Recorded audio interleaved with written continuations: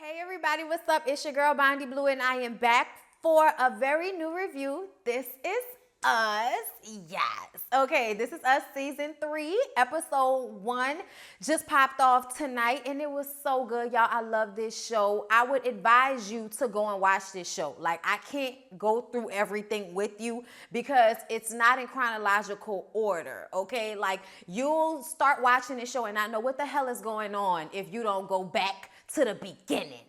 Okay, so if you haven't seen This Is Us, please go binge watch it. It is definitely on Hulu or Netflix, one of those. It'll probably be on demand if you have cable. Like, get at it, okay? And then come back to me so you can know what I'm talking about, okay? And even if you don't stick with me, you might fuck with it either way. Okay, let's get into it. So at the beginning of the episode, we're seeing like a few different things going on, okay? I'm gonna mention the one thing, which is this football player named Franco Harris. Franco Harris is on the phone with his mom. His mom is in the kitchen cooking like it's stir-fry whippet, you know, with the family all around her, you know, his little siblings, brothers, his daddy comes inside, and everybody's all excited because he's about to play football, okay?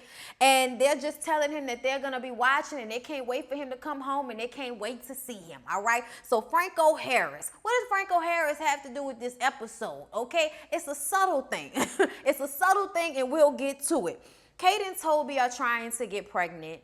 And this has been like a difficult thing. Kate got pregnant, had a miscarriage, and is now trying to go through the process of IVF. Deja is the kid that Randall and Beth are trying to adopt. She's had a sordid past. She had a mom with a drug problem. And last season, her mom gave up her parental rights. Deja is just feeling very abandoned, okay? She never really had a relationship with her biological father. Her mother basically just gave her up. And the only people that really love and want her are Randall and Beth. And their whole story and their journey from when they first met her to how they've helped her over, you know, the past year or so. Y'all, this show is so beautiful. Like, I just can't. I get all into my emotions when I think about the Deja thing. But we see a scene with Deja where she's with her mom when she's a little girl and she's passing this store and she looks inside and there's a man inside, and I was like, who is that? Like, is that the man that got her mama hooked on drugs? Because her mama looked healthy right then. I could have been confused because, you know, I'm trying to make notes and keep up what's going on. Stuff happens so quickly on This Is Us. Then we see Jake in a bar watching Rebecca sing. This is obviously back in the Gap in the 70s. Okay, Jake is fresh out of the Vietnam War, I believe. Okay, that's what this feels like to me. This time period feels like that War that, you know, nobody really was happy to go to, and a lot of people came back messed up on heroin. Jake has come back without a brother. His brother died in the war, and it's just him, and he's having a hard time dealing. He's having a hard time making money. He's broke. He's poor, but he sees this beautiful woman up there singing, and he can't help but to ask her out on a date. Even though he doesn't have any money, he borrows $9 from his partner and takes her to a carnival, you guys. And they're at the carnival and they're talking, and he gets her a candy apple. So he's like, all right, that's $2. And a hot chocolate, that's $1. It took us $2 to get in here. And then it starts pouring down raining. This date wasn't going great from the beginning because they don't seem to have a lot in common. She's a cat person, he's a dog person. She's a mushroom person, he's a pepperoni person. You know what I'm saying? I'm with Jake. I'm pepperoni and puppy. Okay, that's me. But anyway, this date is not going great, and he can't afford to get her the umbrella. So they're just standing there with the rain just showering down on them. And you're like, come on, dude, just buy the umbrella or take her home or something. But they just standing there, and you could tell that this is no longer fun for Rebecca.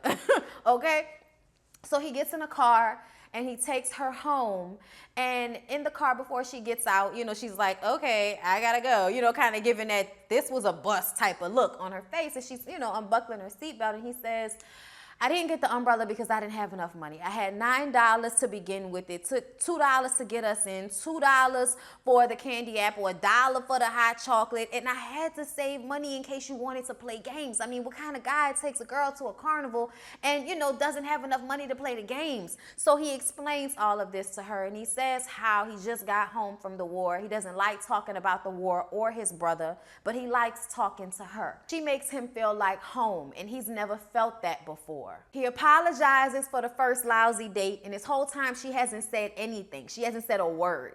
And then she says, you know, this wasn't a good date, huh? Yeah.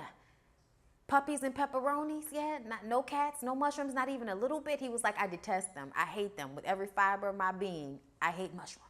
It's very serious. These are menial things, but the fact that they could even have this moment together showed some type of chemistry. And she says, you know, my girlfriends told me that if it was a good date, I should leave something behind in the car so you'll have to bring it back the next day. But, you know, I'm not that type of girl, you know, and I've never done this before. And she leans over and she kisses him like a real good, passionate, up against the door. It's about to get steamy in here kiss. And then she gets out the car and he watches her walk up to her, stooping into her house, and he looks down at the seat and sees that she left her jacket behind. I was like, yes, what type of girl are you? We see Jack go home to his dad's place, and his dad is like, what's going on with you? You know, in a house with, you know, all his muscles percolating and stuff like that, just looking real harsh. And he's like, nothing. And he sits down and he watches the game. And guess who's on the game? Guess who's playing? Guess who's scoring the winning touchdown? It's Franco Harris. I was like, oh, okay, this is cute. Like, this is cute. I like how this all came together right now. So it's the Big Three birthday party, all right? The Big Three means it's Randall, Kevin, and Kate's birthday.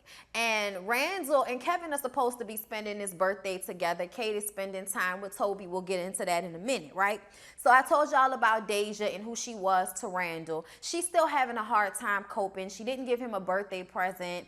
And, you know, it's kind of awkward. You're kind of trying to feel her out and see where she is. You know, everybody that's been watching this show wants this situation to work out between Randall, Beth, Deja, and, you know, their other two girls, because it just seems like this is what she needs. She needs this loving, supportive family that will be there for her. They've supported her since the beginning. Like, even when she left and went back with her mom, Randall was still very much there. Beth was, you know, still worrying about her. They still would take her back into their home when she needed it, took her mom into their home. You know what I'm saying? Like, they did a lot for her, and we all want this to work out. And in the moment, she's like giving Randall stale face on his birthday. It's like, come on, Deja, soften up, hun.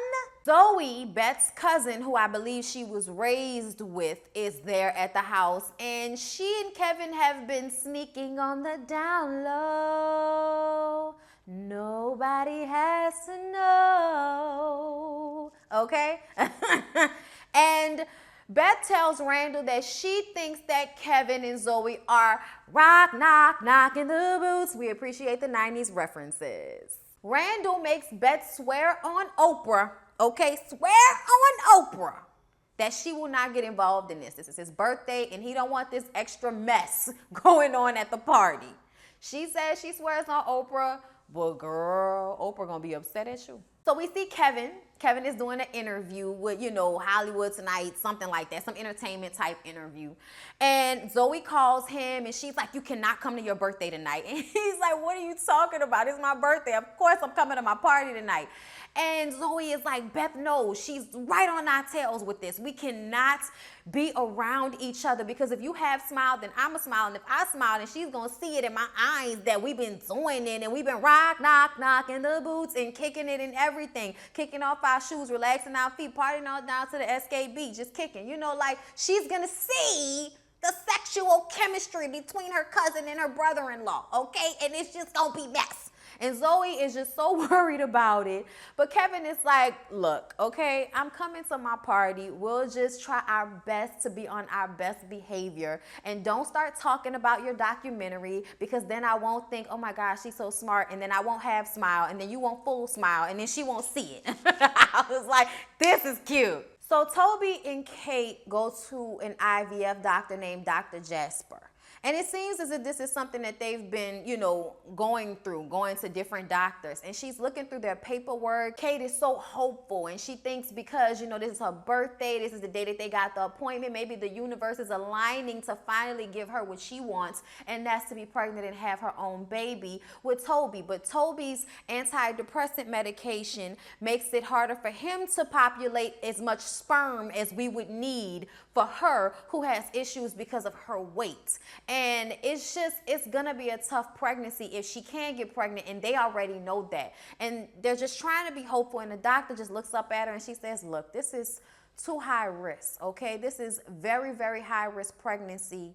I don't think with your weight and Toby's small, sperm count, like, shade. You know what I'm saying? She wasn't shading him. She was being real. But it's just a hard pill to swallow when you realize that both of y'all are contributing to not being able to have a kid because you need to be on this medication or because of your weight.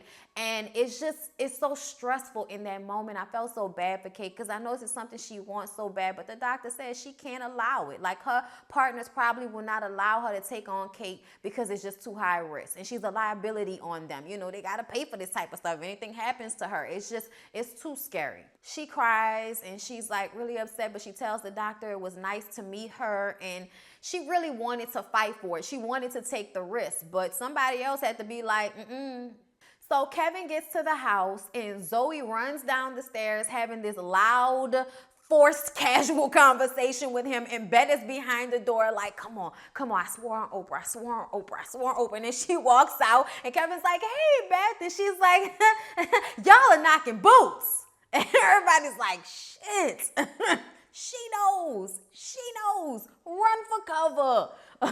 Kevin is sitting on the steps with the two daughters, with Beth and Randall's two beautiful little girls. And they're like, are you really dating cousin Zoe? And he's like, what do you mean by dating? You know what I'm saying? Like, I've had, relationships with people, we talk. And I've had other relationships where we didn't talk about a lot of stuff. But, you know what, though? I've been really thinking about asking her to come to my premiere with me, kind of like a prom situation. They're like, oh, my God. And he's like, yeah, I think I'm going to do that. But I need to go break up this situation because the whole time he's hiding with the kids, Zoe is getting read for filth by Beth, okay? Beth says she's being childish. She's not thinking about anybody else but herself. She's being selfish. And we don't really understand why Beth is so upset about all of this. We don't get it, all right? Kevin comes in and she says, you know what? You get out. Kevin, sit down. As soon as Kevin starts to sit down, she says, I can't even look at your face. Get out of here. Get out of here. Toby and Kate go to her birthday brunch and all of her friends are there trying to make her feel happy. But she has just had the biggest blow of her life right now. Not being able to have a child, not being able to have one with her husband whom she loves. Like, I myself would not be able to just go to my birthday party and act like nothing ever happened. And I just was watching her like, is she really gonna do this? So they go through the motions, speaking to everybody, hugging and kissing, and then they bring out the cake. And, I guess getting her a carrot cake was supposed to be like trying to make it not be like fat. Like, I don't know. You know what I'm saying? But I'm like, bitch, don't give me a cake if you ain't gonna give me. But see, I like chantilly cakes. You know what I'm saying? With the fruits and the cream filling and all of that type of shit. Don't worry about it. Never mind. I'm getting away from myself. Kate looks at this cake and she, blows out the candles and she says, you know what I wish for? And her friend says, you can't say it, Kate, because then it won't happen. And she says, you know what I wish for? I wish to get pregnant, to have a baby. But it's not going to happen. And it's not going to happen whether I say it or not. It's not going to happen because of my weight. And all of my life, I've been walking around in this body feeling trapped. She says her weight is like this black cloud following her around every time she's trying to find some type of happiness. And she says that when is the universe going to give her what she wants? When is she going to have the last laugh? When is she going to have a light moment? When is something good going to happen with her? And I'm just like, girl, so many good things have happened with you. Like Toby, for one. Like, Toby is a blessing. Toby loves Kate. Even when Kate can't love herself enough to feel worthy of his love, he loves her. You know what I mean? So I understand how she was feeling in this moment, but I feel like sometimes Kate takes him for granted. So Randall took Deja to his biological dad, William's old building, and he explains to her how 2 years ago to the date, he met his father and he only had less than a year with him, and just, going through the motions of explaining how much alike they are and how so much of their lives are defined by the fact that somebody abandoned them. And Deja is like, I know that you nice and everything, Randall, but we are not the same. You had two fathers who loved you. You had a mother who loved you. She was like, I don't have any of that. I don't have a family. My daddy never wanted a relationship with me, and my mom just gave me up. We are not the same. And he didn't realize the correlation that he was drawing and what she was really looking at from her viewpoint of seeing him always having family, always having love around him. Whether it was hard for him or not, he's always had it. Deja has not always had it. And that was so sad to me. And it was like a real realization. So they get back to the house and he apologizes to her for not realizing how insensitive he was being by comparing their lives in a way. But he just really wants this to work out with her. And he wants her to choose if she wants to be adopted by them. He says one of the main things that bothered him was feeling like something happened to him that was so huge in his life that he had no say on. So he wanted to give Deja a say. And she says that it's not up to her. You know, she doesn't feel like it's up to her. She doesn't feel that she has the power to choose in any of these situations because everything has been happening to her ever since she was born. But when they got back to the house and he apologized, all she could say was, "I didn't mean to ruin your birthday." And she runs out and we see her jump out the window. Meanwhile, Beth is running to him everything that has happened between Zoe and Kevin. And Beth says she's going to have to make a donation to Oprah's foundation in order to make up for this blasphemous against her. So Deja snuck out the window and she goes to this bike shop that we saw. That's what it looked like to me. It looked like a bike shop. But this is the same store she passed with the same guy in it at the beginning of the episode. So she goes inside and she walks up to him and she says, "You don't have to pretend like you know who I am or pretend that you don't know who I am. It doesn't matter. I just want you to know that regardless to whether you or my mom want me, somebody wants me. And they think I'm spectacular." That's the word they use to describe me. They want me so bad that they go for months trying to figure out corny speeches just so they can tell me how much they want me. I'm going to make something of my life and you and my mom are going to miss out on it. And that's fine. She's cool with it. And then she just says, "The only thing I ask is I have one favor to ask you, and then you won't ever have to hear from me again." And we like, what's the favor? We don't even know what the favor is, y'all. Beth has a conversation with Kevin that was one of the best conversations I've ever seen them have. Beth is kind of a hard ass, and that's a part of her shtick. But she says that she adores Kevin. She loves him very, very much, and her apprehension is not because of him. Her apprehension is because of Zoe. She says that Zoe eats men up and spits them out, and he will be no different, and he will be none the wiser when it happens to him. She says that Zoe's life has been complicated and she just doesn't want him to get hurt. And I'm like, damn, I didn't think it was going to be about that. You know, I thought she was trying to protect Zoe from Kevin and his philandering Hollywood fuckboy ways. But it really seems as if she's worried about Zoe and her eat him up, eat him up, spit him out thing that she does with men. And we didn't even know about that. So I don't know what they're going to do because they seem like they're really into each other. And it seems as if it doesn't matter what Beth says. Kevin and Zoe are going to still go through with this relationship. And I kind of feel like Beth is going to be right about it. I feel like Zoe is going to turn out to be the person that she's explaining her to be to Kevin. But it was still a nice moment to see how much she loves Kevin.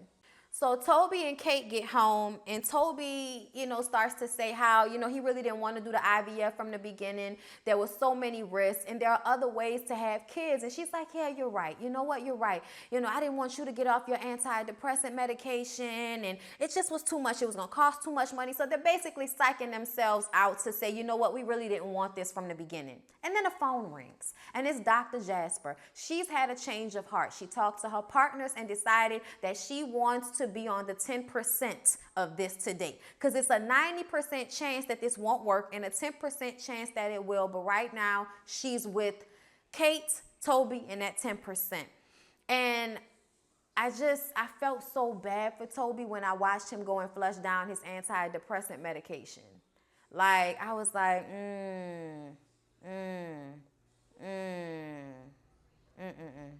So Deja comes back to the house and announces that she snuck out. And right in the middle of Randall scolding her, she brings out the box that's a present for him. And he's like, is that for me? And at dinner, he opens the present and it's a pair of tennis shoes. And then she looks to him and Beth and says, if y'all want to, y'all can go ahead and sign those papers. And I was like, don't do it. Don't do it. Don't do it. There are going to be enough episodes for me to cry. Don't do it.